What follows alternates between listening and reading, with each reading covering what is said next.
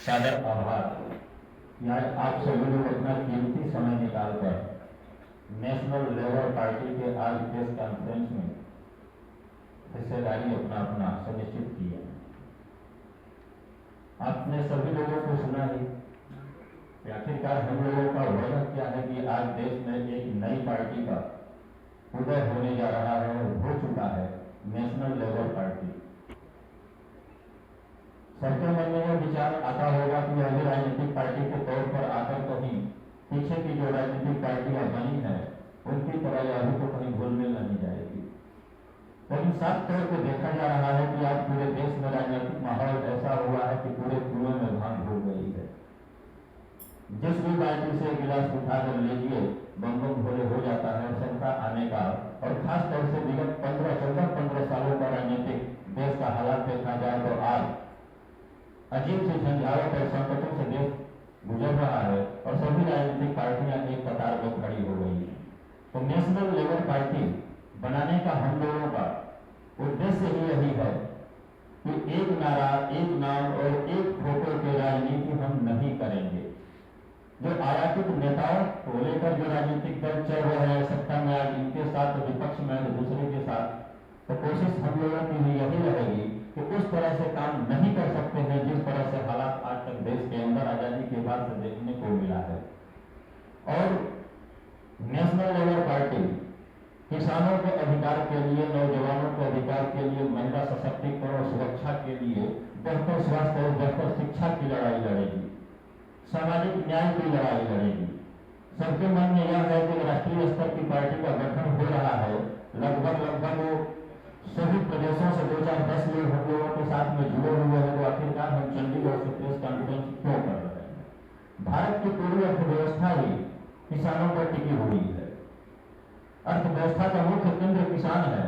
लेकिन देश में अगर आंदोलन की बातें देखी जाए, किसानों में जागरूकता की बात देखी जाए, तो पंजाब और हरियाणा सबसे अग्रणी भूमिका निभाने में हर समय आगे रहा है। अगर हाल में ही देखा जाए 2020 का भी इतिहास देखा गया कि 750 किसानों की शहादत के ऊपर भी राजनीति की गई। तो हम उस हालात, उस दौर को जी कर निकले हुए किसान के लड़के हैं। उस जगह से हम आते हैं जहां छोटे किसानों की तादाद ज्यादा है। उत्तर प्रदेश के पूर्वांचल गिरिराजपुर जनपद से हम शेखपुर गांव से निकल कर आते हैं, जो एशिया की सबसे बड़ी ग्राम पंचायत है।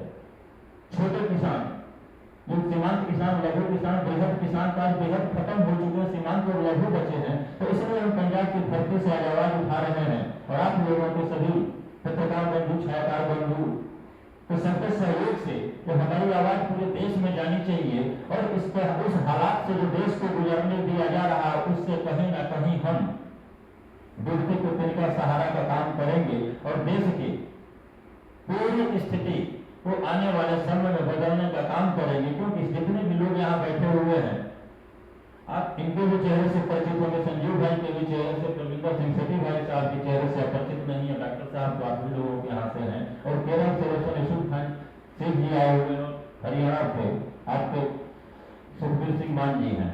मैं ज्यादा आप लोगों का समय नहीं लूंगा, बस इतना ही कहना चाहूंगा कि जो भी देश की जनता ने जिन भी राजनीतिक दलों पर विश्वास किया है उनसे इतर हम लोग काम करेंगे, जो कि जो हालात से जनता को गुजारने का काम किया है राजनीतिक दलों ने, उनको मुंहतोड़ जवाब देने का काम करेंगे। और अपनी बातों को मैं विराम देता हूँ, क्योंकि प्रेस कॉन्फ्रेंस है, कोई राजनीतिक स्पीच देने का मंच नहीं है। आप सभी का सादा आभार, बहुत बहुत धन्यवाद।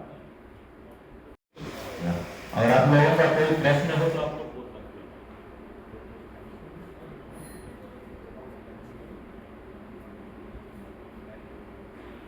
सर, पंजाब में किस तरह से आप नशा खत्म करेंगे और दूसरा एजेंडा क्या है? आप पूरे भारत की राजनीति के अंदर आना चाहते हैं तो आपका कोई ना कोई एजेंडा तो होगा। प्रॉपर आपकी टीम बनी हुई है, पूरा नेटवर्क जो है पूरे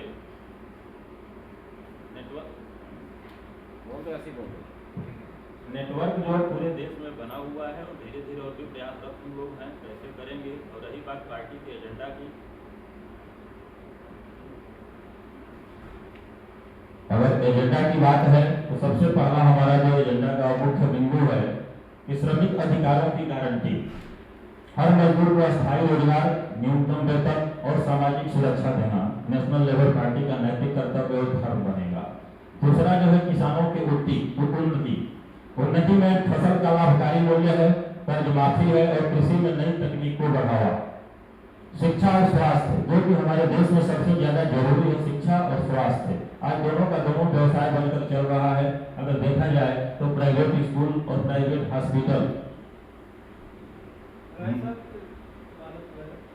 हरेक पार्टी में चुनावी फंडिंग और जरूरत है मुझे नहीं तो हटा कि मतलब कुछ रखोगे ये पार्टी में बड़ा जाएगा फंडिंग का किस तरह बहुत सही सवाल आपने किया है।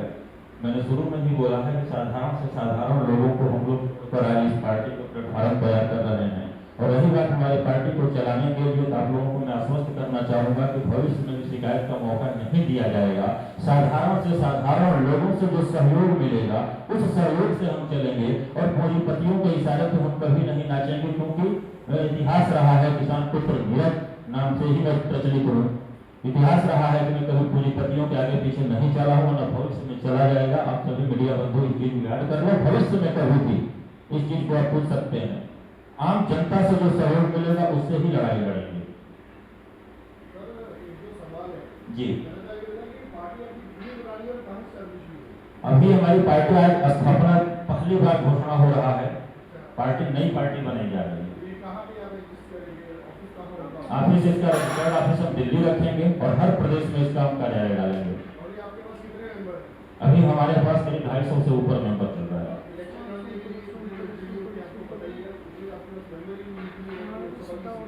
नहीं वो तो इलेक्शन हम तब लड़ेंगे जब चुनाव आयोग से रजिस्ट्रेशन आ जाता है, रजिस्टर्ड अप्लाई होना है। पहला बताइए, पहला प्रेस कॉन्फ्रेंस है हमारा, बिल्कुल वो किया जाता है, उसके बाद सबमिट किया जाता है, डॉक्यूमेंटेशन होता है।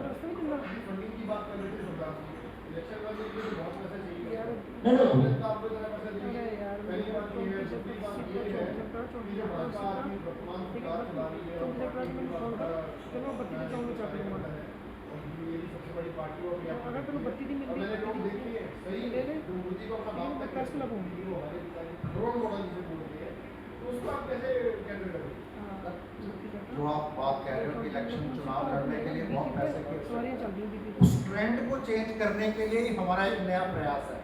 जिस प्रकार से लाखों करोड़ों रुपया अगर आप इन्वेस्ट करते हो फिर उसके बाद उसकी रिकवरी करते हो, वो आम जनता से रिकवरी होती है। हम बिल्कुल लिमिटेड पैसे के अंदर चुनाव लड़ेंगे और उसका उस पैसे से इंडिपेंडेंट आदमी करता है ना, जो वो पैसे की लड़ने की कोशिश करता है, तो पार्टी और इसीलिए जीती है पैसे। नहीं, आप देखिए ऐसा नहीं है।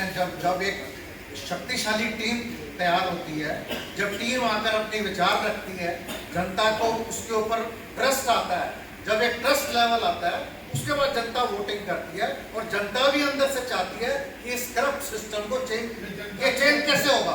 जनता चाहती होगी तो नहीं देखिए, इसमें हमें आपका योगदान की बड़ी आवश्यकता है, जो मीडिया का बड़ा योगदान चाहिए कि इस करप्ट सिस्टम को चेंज कर। प्रदेश में भी आपकी चर्चा रही किसानों के बीच में, आप इस पार्टी राजनीतिक पार्टी की ओर से क्यों आए? राजनीतिक पार्टी बनाने की किस तरह से सोची आपने? मैं शुरू में ही बोला था कि राजनीतिक पार्टी बनाने का कोई शौक नहीं था, लेकिन तमाम राजनीतिक दलों को देखा गया कि सभी लोग पूरे एक ही डोरी के इर्द गिर्द घूमते जा रहे हैं और पता चला पूरे कुएं में भांग घोली है। और मेरा राजनीतिक बैकग्राउंड की अगर बात करी जा रही थी तो मैं किसी विधायक, एमएलए, मंत्री या अधिकारी का लड़का भी नहीं हूँ, बहुत छोटे से किसान का लड़का हूँ। मेरा राजनीतिक करियर है कि 2001 से 2010 तक मैं उत्तर प्रदेश में गाजीपुर में छात्र राजनीति से संबंधित रहा और तमाम आंदोलनों में भी लगा रहा। कई दर्जन मुकदमे भी छात्र राजनीति से संबंधित मेरे ऊपर है, उसे सर्च किया जा सकता है। उसके बाद मैं किसान आंदोलन से भी जुड़ा, यहाँ भी किसान आंदोलन में 17-18 की मीटिंगों में भी मैं आता रहा। और 2018 में 12 मार्च 18 को उत्तर प्रदेश में तृणमूल कांग्रेस का मैं प्रदेश अध्यक्ष बनाया गया था और 1 मई 2022 को मजदूर दिवस के दिन मैंने त्याग पत्र भी दिया था, क्योंकि मैं उसमें सुपाच्य नहीं हो पा रहा था। तमाम राजनीतिक दलों को देखने के बावजूद भी यह पता चला कि मेरे जैसे और तमाम जो किसानों के परिवार से निकले हुए छोटे होते के लोग हैं उनकी कहीं पूछ नहीं है। इसलिए तो गत 3.5 साल बाद इस चीज को मैं रिसर्च किया और चारों तरफ जानकारी जुटाने के बाद आपसे, संजीव भाई से, आप सभी लोगों के अनुभवों को साझा करते हुए आज यह निर्णय लिया गया कि नेशनल लेबर पार्टी की स्थापना करना अति आवश्यक है। देखिए आज के टाइम में कि जिस तरह की लेबर आज कहीं रह नहीं गई, पहले था कि 4 अंकों की सैलरी जिसकी होती थी वही लेबर में जाते रहते थे। लेबर की लड़ाई करती थी कम्युनिस्ट पार्टी और अदर पार्टियाँ जो लड़ते थे उनको नेपथ्य में चले गए, वो उसको हटा दिया इसमें, क्योंकि आज पूंजीवाद हावी हो गया है, अडानी अंबानी का जो ग्रुप हावी हो गया है। तो आप इस लेबर पार्टी को लेबर की लड़ाई के लिए किस तरीके से आप लेकर ये आप कैसे कह रहे हैं कि लेबर हट गया है? जो वर्तमान 11 साल से सरकार चल रही है, लेबर के चल रही है, वही मैं कहने जा रहा हूँ। जो नीचे के लोग हैं, ऊपर के लोग हैं, बीच के लोग हैं, सबको लेबरों की श्रेणी में ला दिया और सरकारी नौकरियों में संविदा पे लेबर ही है। कोर्ट ने भी 500 रुपया प्रतिदिन का मतलब डिसाइड किया है कि उनका दिहाड़ी होना चाहिए। 10,000 रुपया वेतन पे चल रहे हैं, काहे नहीं? पूरा देश लेबर हो गया है। और हम जैसे लोगों के लिए दर्द यही है कि सत्ता से पूंजीपति और पूंजीपति से सत्ता और उद्योगपति, पूंजीपति में उद्योगपति, ये जो परंपरा अभी कायम हुई है पिछले कुछ वर्षों में, या ये कहना कि पिछले 1 दशक में जो परंपरा कायम हुई है, ये आम लोगों के लिए बेहद खतरनाक है। चंद लोगों के बीच वो सारे पैसे हैं और सत्ता उसका इस्तेमाल करती है। कैसे करती है हमसे ज़्यादा आपको क्या है। तो ये जो परंपरा है इसको कैसे, ये बहुत बड़ी लड़ाई है। एक तरफ पूंजीपति उद्योगपति सत्ता के साथ बड़े मजबूती के साथ खड़े हैं, उसके साथ सत्ता खड़ी है और खुलेआम खड़ी है। पहले तो पर्दे के पीछे लोग खड़े होते थे, अब खुलेआम खड़ी है सत्ता। तो इसके बीच में जो आम आदमी पिसता हुआ दिखाई दे रहा है, इसके साथ मजबूती से खड़ा होने की जरूरत है, कोशिश है, प्रयास है। अब कितना सफल होते हैं नहीं होते हैं, लेकिन जब तक सांस रहेगी लड़ते रहेंगे। और आप आज के समय में जो जहाँ भी सरकारें बन रही हैं या जहाँ विरोधी कर रहे हैं, उनको आज की जो केंद्रीय सरकार है उनको खरीदने के फेर में पड़ी हुई है कि कैसे आप अपने आप को सुरक्षित मान पाएंगे। कि आज आप शुरू कर रहे हैं, आपको कहीं ना कहीं पूंजीवाद से धक्कर के कहीं ना कहीं खींचा जाए, वो कैसे बच पाएंगे? एक छोटा सा उदाहरण, इस कांग्रेस पार्टी को भारतीय जनता पार्टी कहती थी कि हम कांग्रेस मुक्त हिंदुस्तान बनाएंगे। पिछले 5 सालों में आपने देखा होगा कि दुगुने ताकत से कांग्रेस वापस आई और भारतीय जनता पार्टी 2-4 यदि उसके पाए मजबूत नहीं होते तो शायद वो सत्ता से बाहर। तो ये मान लेना कि आप सबसे मजबूत हैं और आपको कोई टक्कर नहीं दे सकता है, ये मुझे लगता है कि ये अतिशयोक्ति होगी। बस उसको टक्कर देने के लिए एक नीति की जरूरत है। उसके साथ साथ वैसे लोग आपके साथ खड़े हों, वैसे लोगों को लाने की जरूरत है। मैंने कहा कि आसान काम नहीं है, बहुत मुश्किल काम हम लोगों ने उठाया है, क्योंकि अभी आर्थिक रूप से मजबूत नहीं है, हमारे हाथ में उतने लोग नहीं है, हमारी संख्या उसमें मजबूत नहीं है। लेकिन राह बने बनाए राह पर चले और एक अपनी राह तय करें। मजा उसमें है कि अपनी राह तय करने की कोशिश कर रहे हैं। उम्मीद है जितनी ईमानदारी के साथ आप लोगों के बीच में है और बेबाकी के साथ कह रहे हैं कि टूटेंगे तो टूट जाएंगे, लेकिन झुकेंगे नहीं किसी के सामने। अभी भी है लोग